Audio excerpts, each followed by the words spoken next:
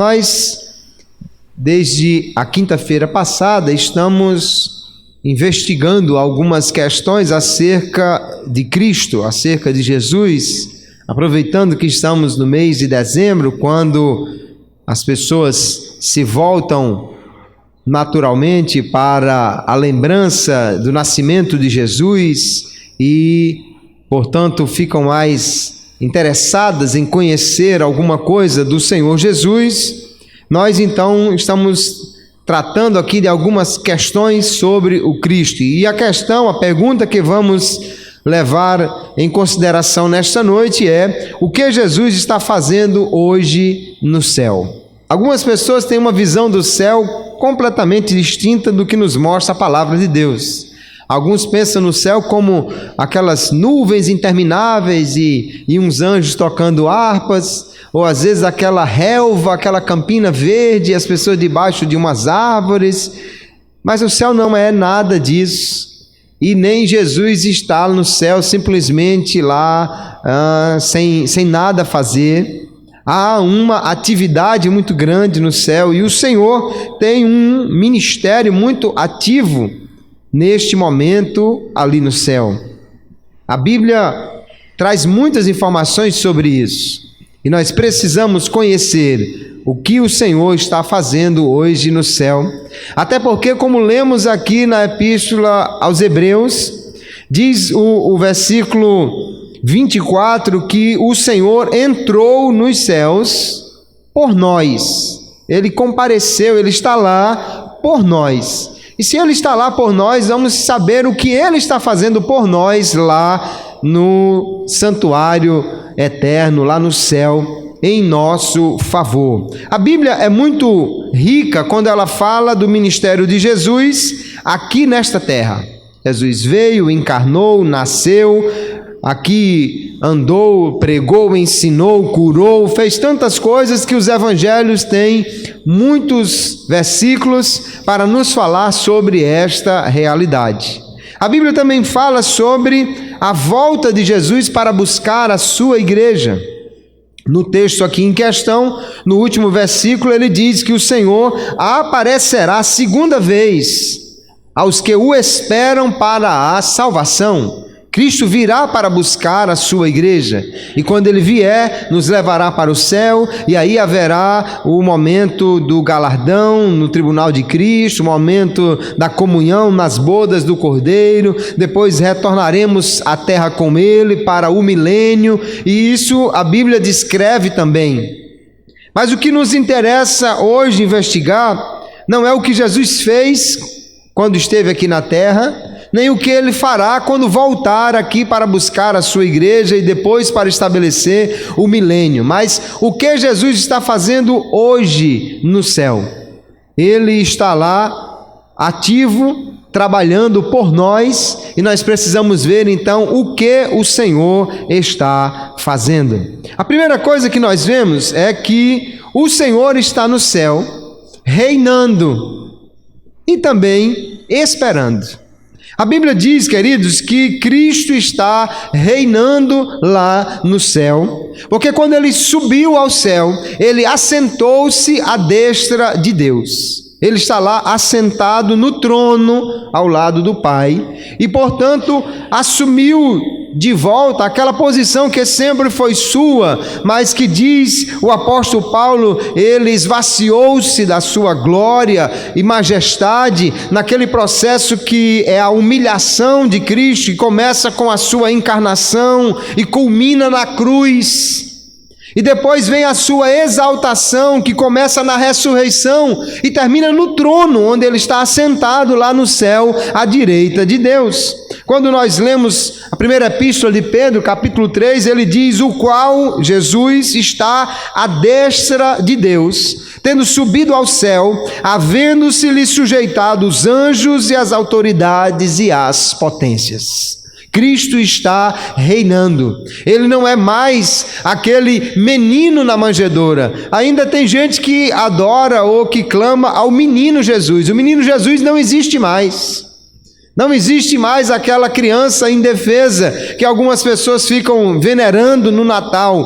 O Cristo hoje é o Rei e Senhor do universo. Ele é aquele que João viu lá no capítulo 19 de Apocalipse, escrito na sua coxa: Rei dos reis e Senhor dos senhores. Ele subiu, assentou-se à destra da majestade, e diz o texto que foi sujeitado a ele anjos, potestades, principados, ou seja, ele está reinando. O Cristo que nós servimos não é o Cristo da manjedoura. O Cristo que nós servimos não é o menino, nem o profeta simplesmente que andou por aqui, mas é aquele que veio, realizou a sua obra, retornou ao céu e está lá como rei, como soberano, assentado no trono da sua majestade. Aleluia! Por isso que crente não precisa fazer e nem deve aquela figurinha lá do presépio, da manjedoura, porque aquele não é o meu Cristo. Aquela é uma situação histórica na qual ele veio para iniciar o seu ministério aqui na terra. Ele não é esse menino mais hoje. Ele está assentado e reinando. Mas ele está reinando até que ele possa vencer totalmente os seus inimigos. Há um texto impressionante no capítulo 10 de Hebreus, aqui na sequência da leitura que nós fizemos, que diz assim: mas este Cristo, que é o tema principal de Hebreus, havendo oferecido um único sacrifício pelos pecados, está assentado para sempre à destra de Deus, daqui em diante, esperando até que os seus inimigos sejam postos por escabelo de seus pés. E aí nós vemos de uma maneira impressionante que Cristo está reinando, está assentado à destra de Deus, mas ele está também esperando o tempo já determinado por Deus para que todas as coisas aconteçam. Parece impressionante que Jesus esteja esperando, mas é exatamente o que o texto diz. Porque Deus, queridos, tem um tempo certo para realizar as coisas. Jesus está esperando, porque Deus determinou o tempo que ele haveria de vir à terra e morrer, e voltar para o céu. Mas ainda também há um tempo a se cumprir, enquanto o evangelho está sendo pregado aqui nesta terra. Quando esse tempo se acabar, então Cristo virá e aí iniciará uma nova etapa, e então chegará o dia em que cada inimigo será vencido. Satanás será vencido, a morte será vencida, o falso profeta será vencido, e então Cristo estabelecerá aquilo que nós chamamos de eternidade sem pecado. Aleluia! Mas Cristo está esperando, porque há um tempo determinado por Deus. Eu acho impressionante isso, porque se até Jesus tem que esperar o tempo de Deus, imagine nós. Tem crente que diz: Jesus, eu quero, mas eu quero agora. Jesus, eu quero e é para ontem, que não sabe esperar. Meu irmão, até Jesus está sentado esperando. Então sente aí, espere o tempo de Deus, porque tudo acontece melhor no tempo de Deus. Aleluia! Ele está esperando, mas chegará o dia, aleluia, em que ele terá vencido cada um dos seus adversários. E é falando sobre ele que o escritor aos Hebreus ainda diz: e a qual dos anjos disse jamais: assenta-te à minha destra. Deus está falando com o Filho: até que ponha os teus inimigos por escabelo de teus pés. Então ele está lá sentado e reinando, mas esperando o tempo onde todas as coisas serão realizadas de acordo com o projeto já estabelecido por Deus. Aleluia! Ele está esperando então até que chegue esse tempo, que será o tempo da restauração de todas as coisas. O mundo foi maculado pelo pecado, mas chegará o dia que o Senhor restaurará os céus e a terra. Não apenas a terra, mas também os céus serão restaurados. E até que esse tempo chegue, quando Cristo irá vencer todos os seus inimigos, então ele está aguardando, ele está lá reinando, mas também esperando o tempo de Deus. E aí nós lemos lá em Atos capítulo 3, quando os apóstolos estão pregando e dizendo: e envie ele a Jesus Cristo, que já dantes vos foi pregado, o qual convém que o céu contenha até aos tempos da restauração de tudo, dos quais Deus falou pela boca de todos os seus santos profetas desde o início. Note que os apóstolos estavam conscientes que Cristo estaria no céu, até que há um tempo determinado para que ele possa voltar. E esse tempo, então, ou no final desse tempo, ele vencerá todos os seus inimigos e então restaurará todas as coisas. Aleluia.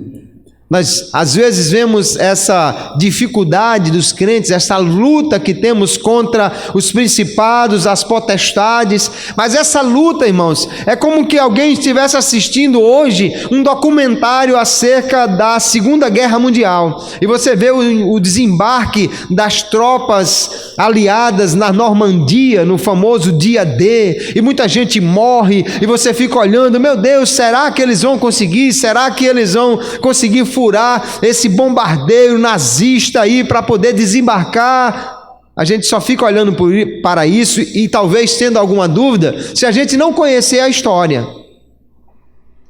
Parece que a luta é muito difícil, e foi, mas nós já sabemos o resultado.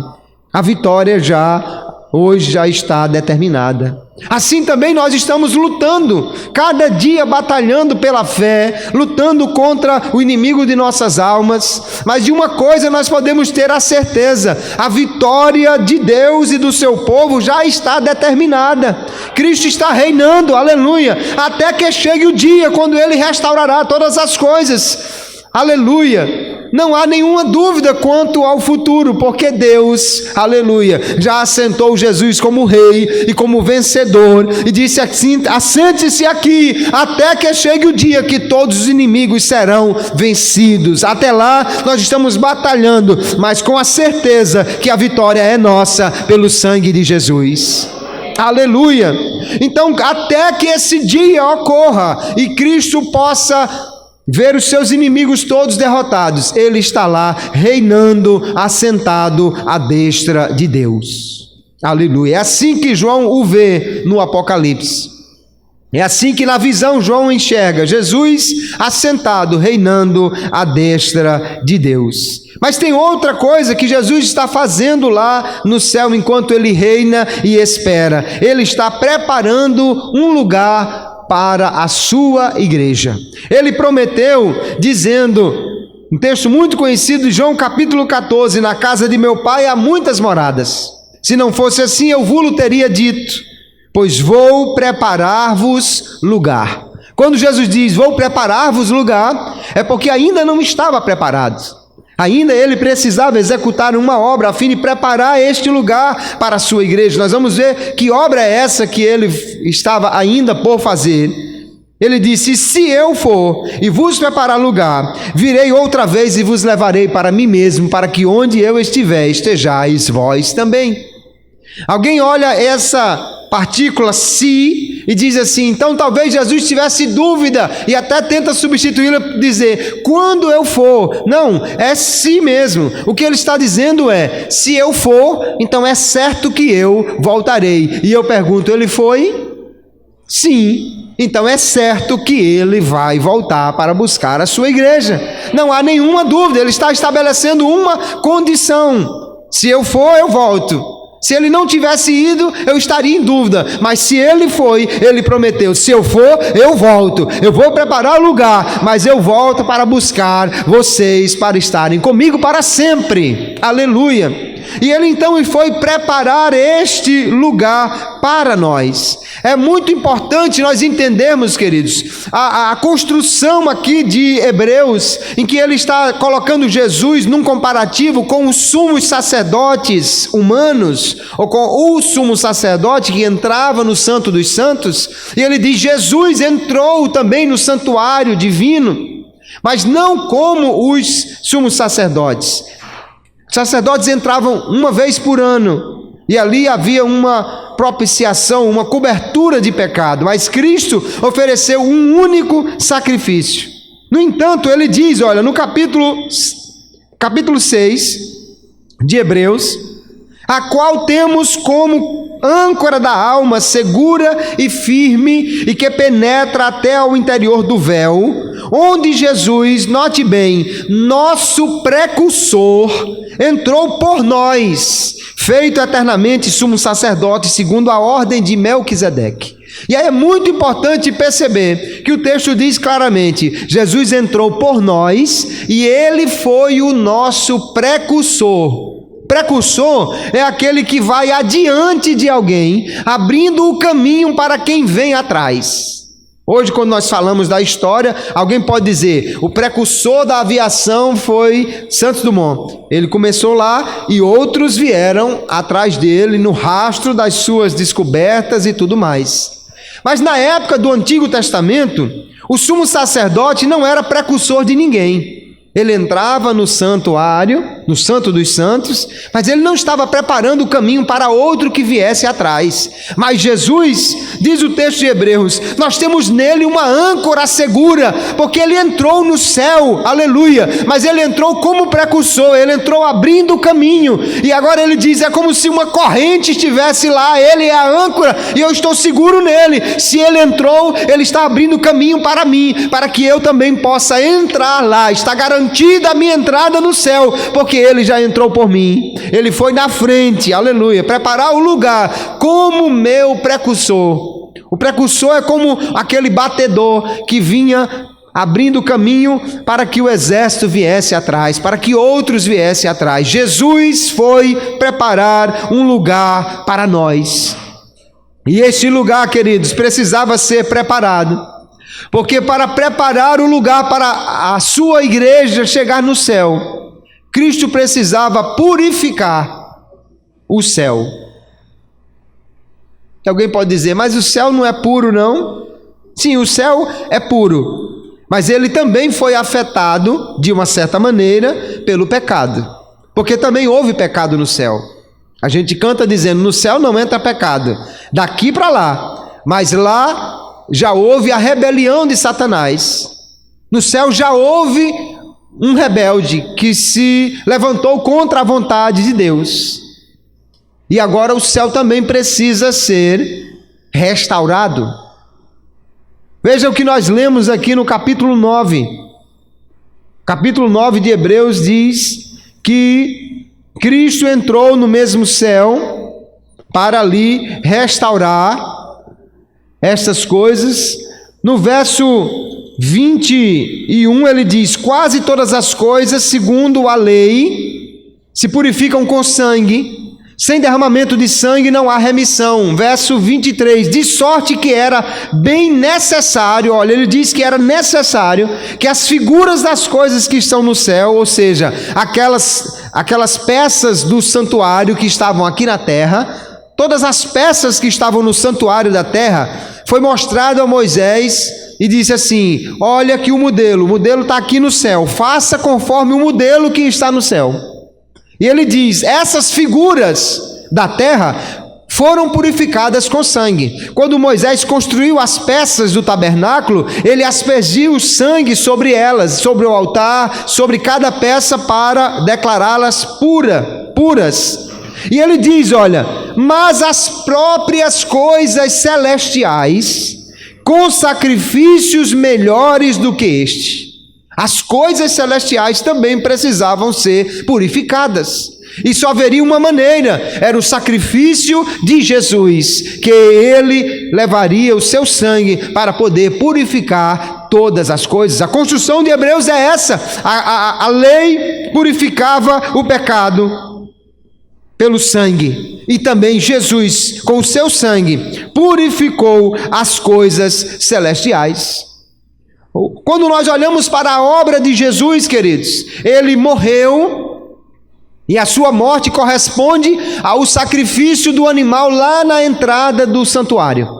Lá no tabernáculo, na porta do tabernáculo, estava o sacerdote que recebia o animal, e ele sacrificava ele ali junto do altar, que era a primeira peça. Mas só havia a purificação de fato quando aquele sangue era colhido e era levado até o santuário mais íntimo, o Santo dos Santos. Ali ele era aspergido, sobre o lugar onde estava a glória de Deus, que era o propiciatório. Quando o sangue chegava ao lugar onde se manifestava a glória de Deus, então a purificação era completada. Jesus morreu, isso equivale ao animal sacrificado lá junto do altar, mas esse sangue precisava ser levado até o Santo dos Santos. Por isso, quando Madalena quer agarrar-se a Jesus depois da ressurreição, ele diz: não me detém ainda, porque eu não terminei ainda a minha obra, eu ainda preciso voltar lá, ir lá em cima, porque ele precisava levar o sangue do sacrifício até o Santo dos Santos, ou seja, levar até a presença de Deus. Aleluia. E quando ele então sobe ao céu, ele conclui a sua obra de levar o sangue até o Santo dos Santos e apresentá-lo a Deus. Então aí a purificação está completa. Aleluia. Jesus disse: eu vou preparar-vos lugar. Essa preparação inclui a purificação dos céus. E não se espante com isso, porque a Bíblia fala claramente que haverão novos céus e nova terra.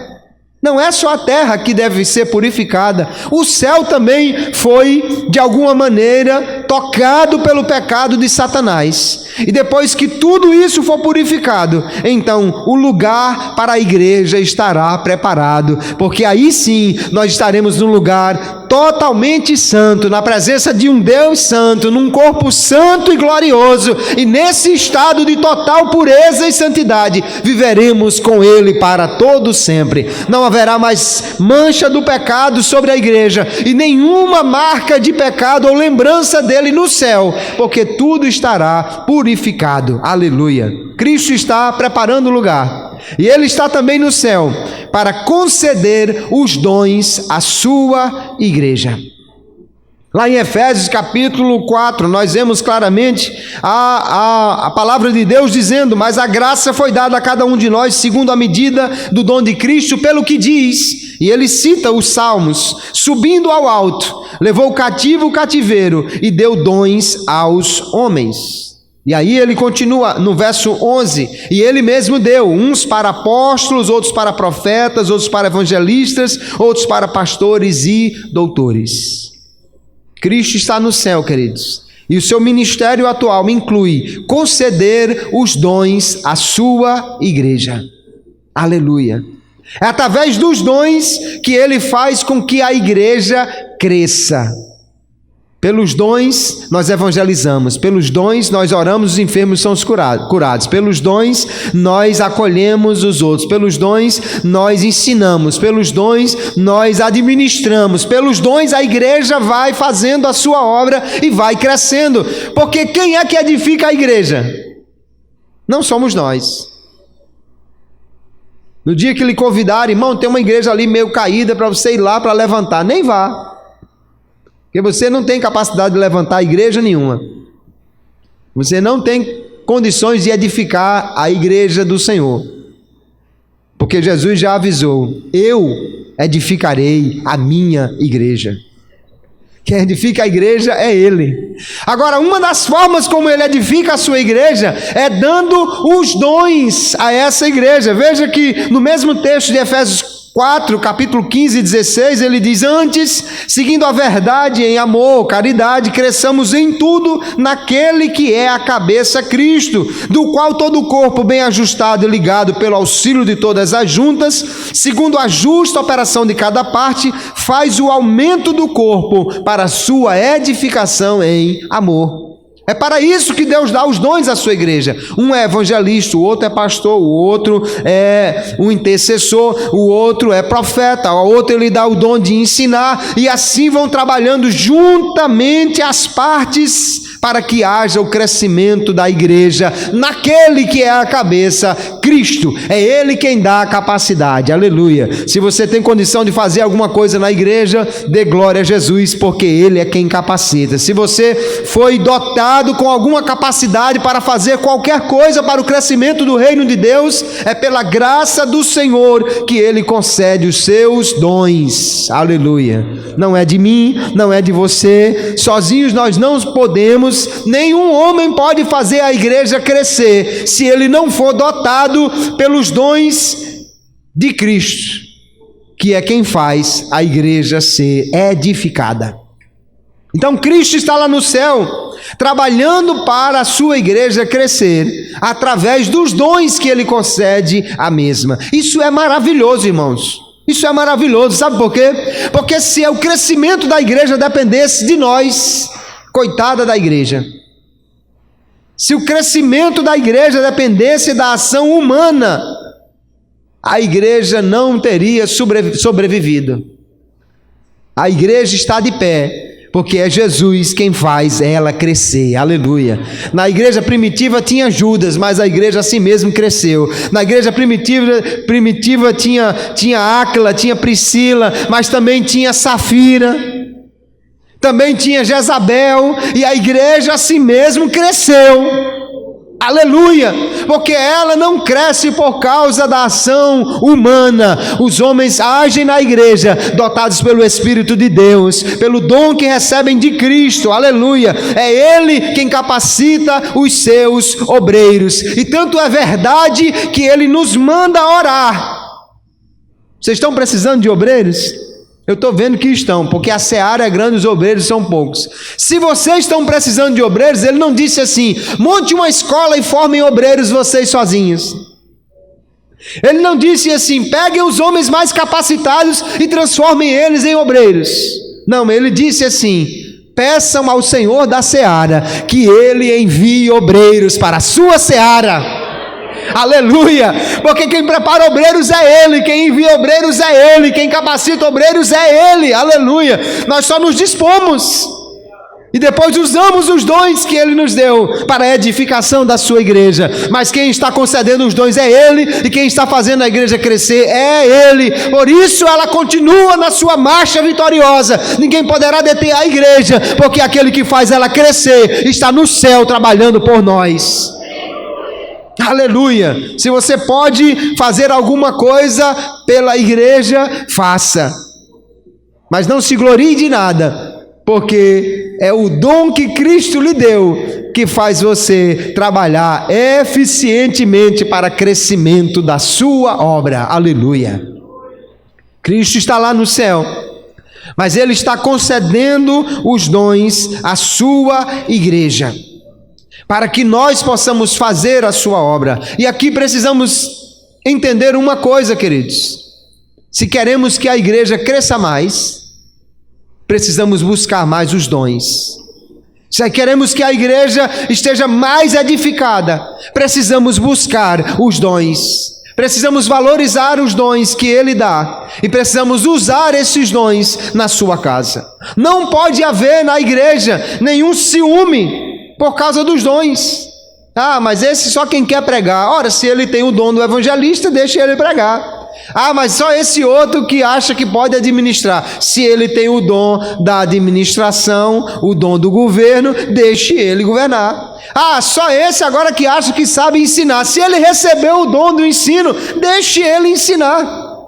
Cada um faça aquilo que foi chamado para fazer, aleluia. A igreja, queridos, se comparada a uma construção, um é pedreiro, o outro é pintor, o outro é eletricista. Ninguém se meta no serviço do outro, porque vai dar errado. Nem fique enciumado, agora só quem aparece é o eletricista, porque está na hora de fazer a instalação elétrica.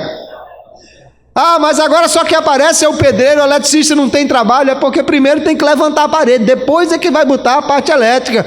Deixe cada um fazer a sua parte. Faça a parte que Deus lhe chamou para fazer. Use os dons que Ele lhe deu, aleluia. Essa capacidade é quem vai fazer a igreja crescer. E se não for a capacidade dele, nada vai acontecer na igreja.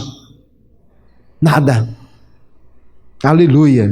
Nenhum de nós tem capacidade de levantar a igreja, de edificar a igreja, de curar a igreja, de melhorar a igreja. Ninguém. Porque só quem faz isso é o Senhor, pelos dons que Ele nos concede. Glória a Jesus pelos seus maravilhosos dons, aleluia, por meio dos quais Ele edifica a sua igreja. Jesus então está lá no céu, concedendo os dons, mas Ele está também, queridos, intercedendo por nós. Esta é uma obra extraordinária que o Senhor Jesus está fazendo lá no céu. Ele é sumo sacerdote, e o papel do sumo sacerdote é exatamente levar as causas do povo diante de Deus e interceder a Deus pelo povo. Cristo é o nosso sumo sacerdote, e então ele age nessa forma de intercessão pelos homens. Paulo, escrevendo aos Romanos, capítulo 8, ele diz: quem os condenará? Quem tentará acusação contra os escolhidos de Deus? Ele diz: pois é Cristo quem morreu, ou antes quem ressuscitou dentre os mortos, o qual está à direita de Deus e também intercede por nós. Aleluia. Ninguém pode vencer essa igreja, e ninguém pode simplesmente levantar acusações contra ela, porque o Senhor está lá à direita de Deus intercedendo por nós. Aleluia. É por isso que nós estamos de pé, queridos, porque Jesus está intercedendo por nós. É por isso que nós podemos aqui avançar na igreja. Jesus está lá intercedendo por cada um de nós. Esta obra de intercessão de Cristo nós temos que entender. Ele está lá e a Bíblia diz que Ele ora por nós. Cristo roga ao Pai por nós. Ele prometeu, lá em João capítulo 17, Ele prometeu isso. Aqui em Hebreus também diz que Ele vive sempre para interceder por eles. Veja que lá em João capítulo 17, o Senhor diz assim: eu não rogo somente por estes. Ele estava orando, é a sua oração intercessória, capítulo 17 de João. Jesus está orando pelos discípulos, os apóstolos. Ele diz: eu não oro somente por esses, mas também oro por aqueles que pela sua palavra hão de crer em mim. Aleluia. Isso é maravilhoso. É você saber que Jesus está lá no céu e Ele está orando por você. Ele está pedindo ao Pai por você. Ele está clamando por você. Aleluia. Irmãos, às vezes nós ficamos até satisfeitos quando uma irmã de oração, ou aquele irmão que sabemos que tem uma intimidade com Deus, aquele irmão que gosta de viver orando, aquele irmão do ciclo de oração, aquela irmã que é uma irmã de muita oração, quando ela encontra conosco e diz assim: olha, eu tenho orado por você, a gente chega e diz: oh, maravilha, que bênção, muito obrigado, minha irmã. Agora eu estou até mais aliviado, porque eu sei que tem alguém orando por mim, tem uma irmã de oração orando por mim. E se eu lhe dissesse que o próprio Jesus está orando por você, você ficaria aliviado? Se eu dissesse que o próprio Jesus está lá dizendo: pai, lembra daquele irmão lá de Gramoré, pai, não esquece dele não, eu estou aqui só para lembrar, eu estou clamando por ele, aleluia! Aleluia! É por isso que nós estamos de pé, irmãos. Ele está intercedendo por nós. Agora, a obra de Cristo de intercessão não é apenas de oração, não pense que Jesus está lá de joelho o tempo todo. Deus, lembre daquele irmão, daquele outro. Olha o que ele diz lá, capítulo 16 de João: naquele dia pedireis em meu nome, e não vos digo que eu rogarei por vós ao Pai. Jesus está dizendo: eu não vou só orar, não.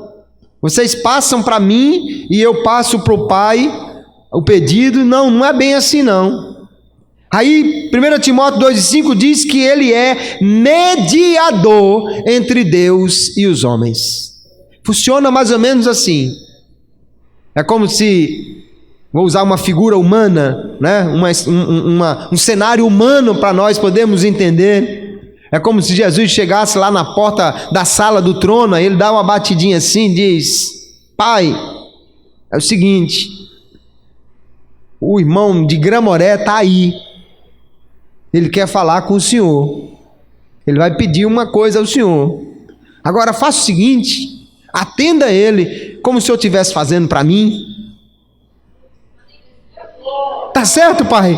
Eu vou mandar ele entrar, ele vai falar com o senhor, aí ele vai fazer um pedido, o senhor faça como se estivesse atendendo a mim, tá certo? Eu vou mandar ele entrar, aleluia. Aí ele abre a porta, aí eu entro lá, aí você entra lá. Deus, no nome de Jesus, eu estou aqui e vim pedir isso. Aí o pai diz, eu vou fazer, porque o filho já pediu antes. Aleluia!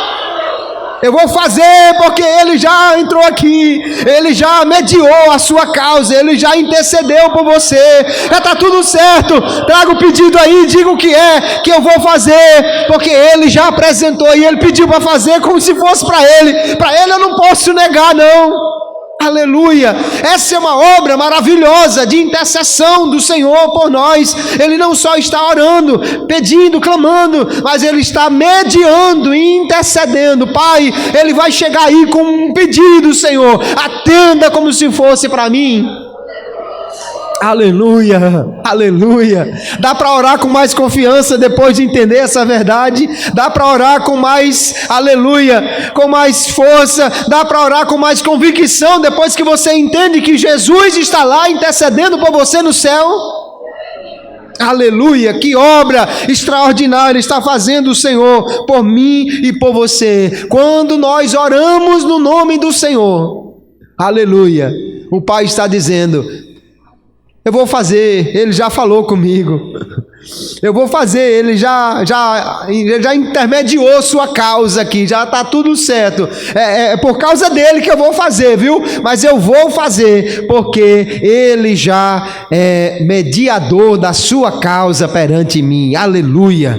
Glória seja dada ao nome do Senhor por sua maravilhosa obra em nosso favor. Nós não estamos sozinhos aqui não, irmãos. Quando um crente ora, ele não está falando com vazio, ele não está só fazendo uma terapia para acomodar a sua alma, ele não está apenas fazendo um mantra ou um tipo qualquer de desabafo, não. Quando um crente ora, ele está indo à presença de Deus, aonde está o Senhor Jesus, que disse, Pai, atenda esse irmão aqui, porque ele vem no meu nome, aleluia, e eu peço ao Senhor que faça como se fosse para mim, aleluia. E o Pai atende a oração do crente, porque nós a fazemos em o nome de Jesus, autorizados por Ele e debaixo da intermediação que Ele faz por nós lá no céu. Aleluia. Pode orar com mais confiança a partir de hoje. Pode orar com mais convicção a partir de hoje. Quando você estiver orando, lembre, Jesus está lá do lado do Pai e Ele está dizendo, Pai, está chegando um pedido aí, atenda como se fosse para mim. Aleluia. Glória a Jesus, que obra maravilhosa de intercessão do Senhor Jesus. Mas quando o Senhor intercede por nós, Ele não está apenas pedindo em nosso favor, para Deus atender os nossos pedidos, as nossas petições, mas Ele está também agindo como nosso advogado, Ele está nos defendendo. Aleluia. A palavra de Deus diz claramente que Jesus atua como nosso advogado. Ele está lá por nós. Aleluia. No verso 24 que lemos diz que ele compareceu lá no céu por nós perante a face de Deus. Então, quando o inimigo vai nos acusar, quando o inimigo comparece perante o Senhor para nos acusar, e ele só nos acusa naquilo que nós erramos, contrariando a palavra de Deus. O inimigo não vai aos céus levando o Código Nacional de Trânsito ou o Estatuto do Idoso ou do Adolescente. Ele vai aos céus levando a Bíblia. É a lei de Deus que nos julga se estamos certos ou errados. Se quebramos o Código Civil ou o Estatuto da Criança ou do Adolescente, não somos julgados por isso, mas por quebrar a lei de Deus que diz que nós devemos nos submeter às autoridades. Ele nos acusa por causa da palavra de Deus. Ela é o ponto que ele pode nos acusar. E nós, infelizmente, muitas vezes contrariamos a palavra de Deus, fazemos o que não agrada ao Senhor, Cometemos erros, às vezes até mesmo sem nos apercebermos, porque temos uma inclinação ao pecado que é natural desse ser humano caído. Mas quando nós fazemos isso, há um advogado junto ao Pai, aleluia. Está lá Jesus, e Ele intercede por nós. E aí nós lemos primeira Epístola de João, capítulo 2, o verso 1, ele diz: meus filhinhos, estas coisas vos escrevo para que não pequeis. O desejo de Deus é que ninguém peque, que ninguém quebre a sua lei. Mas se você quebrar, ele diz: se alguém pecar, temos um advogado para com o Pai, Jesus Cristo, o justo, aleluia. Temos um advogado junto ao Pai. Aqui na terra, quando alguém faz uma coisa errada e aparece alguém, um policial que diz: não falo nada a não ser na presença do meu advogado. Se for um crente acusado por Satanás, pode falar a hora que você quiser, porque o advogado sempre está lá presente para lhe defender, aleluia. O advogado sempre está lá para fazer a sua maravilhosa obra de intercessão. E aí o texto de João diz: se confessarmos os nossos pecados, Ele é fiel e justo para nos perdoar os pecados e nos purificar de toda injustiça, aleluia. O elemento que Jesus tem para apresentar ao Pai a nossa justificação, o diabo diz: ele pecou, olha, ele quebrou essa lei aqui, ele descumpriu esse versículo aqui. Jesus não vai lá dizer: não, Pai, deixa isso para lá. Ele não vai lá dizer: não, é mentira, ele não fez isso. O diabo é mentiroso, mas ele não pode mentir para Deus, porque Deus sempre conhece plenamente a verdade. Mas quando apresenta lá o diabo a acusação, aí Jesus diz: não, mas tem uma cláusula aqui que eu quero apresentar, ó. É essa daqui: o sangue de Jesus Cristo nos purifica de todo pecado, aleluia. Então o sangue de Jesus é aquilo que o advogado Jesus vai levar à presença do tribunal para nos defender diante de Deus. Por meus méritos, por seus méritos, você não pode se justificar. Mas quando ele comparece lá com o seu sangue, aleluia, e quando eu digo: Senhor, me perdoa, aleluia, aí ele diz: e o seu sangue nos tira o pecado, nos purifica da nossa iniquidade, e esse trabalho é perfeito, irmãos. Não há pecado que o sangue de Jesus não possa purificar, não há pecado que tenha sido confessado, não há pecado que seja levado a ele em arrependimento, que o seu sangue não seja poderoso para purificar. É tão perfeito o trabalho do advogado que João diz que ele é o justo. É o que sempre justifica, é o que sempre ganha causa, não perde não. Esse advogado aqui não perde causa nenhuma, porque o sangue é a cláusula que ele apresenta, aleluia, para nos defender das acusações do adversário. Jesus não vai defender porque ele quer passar a mão na cabeça de ninguém que está errado. Ele vai nos defender porque ele tem o maior de todos os remédios para acabar com a impureza do pecado, que é o seu próprio sangue que foi derramado ali na cruz em meu favor e em seu favor. Ainda há muitos crentes, infelizmente, que não conhecem a eficácia do sangue de Jesus. Às vezes lembram dela apenas como se fosse uma espécie de amuleto. Quando está em problemas, ou se aparece um endemoniado, aí ele diz: Jesus, me cobre com teu sangue. O sangue de Jesus tem poder. Você não precisa pedir para Jesus cobrir com seu sangue, porque na verdade ele já lhe cobriu. Não é quando você clama que ele lhe cobre com o seu sangue, é quando você aceita ele como seu salvador. O sangue já foi derramado na cruz, e o poder deste sangue é suficiente para nos guardar, nos proteger e nos purificar de toda injustiça, aleluia. E há crentes que ainda ficam preocupados com o seu passado. Irmão, é porque eu fiz uma coisa lá não sei quando. Um dia eu estava na escola dominical e perguntei à classe: quantos aqui acham que Deus ainda se lembra dos pecados que você cometeu? Várias pessoas levantaram a mão. Eu disse: misericórdia. O seu pecado está purificado. Deus simplesmente apagou o seu pecado pelo sangue de Jesus. Aleluia. Não há mais condenação para aquele que está em Cristo Jesus. O apóstolo Paulo diz que, havendo tomado a cédula que era contra nós, ele a cravou na cruz. Aleluia. Está pago o seu pecado pelo sangue de Jesus. O nosso advogado é justo, ele é verdadeiro, ele é fiel, aleluia, e sempre podemos confiar na eficácia do seu sangue para nos defender de toda acusação de Satanás. Não aceite acusação contra o seu passado. Se o inimigo quiser lhe lembrar o seu passado, diga para ele: não há mais condenação para quem está em Cristo Jesus. O sangue de Jesus me purifica de todo pecado, e agora eu sou nova criatura em Cristo Jesus. As coisas velhas passaram e tudo já se fez novo.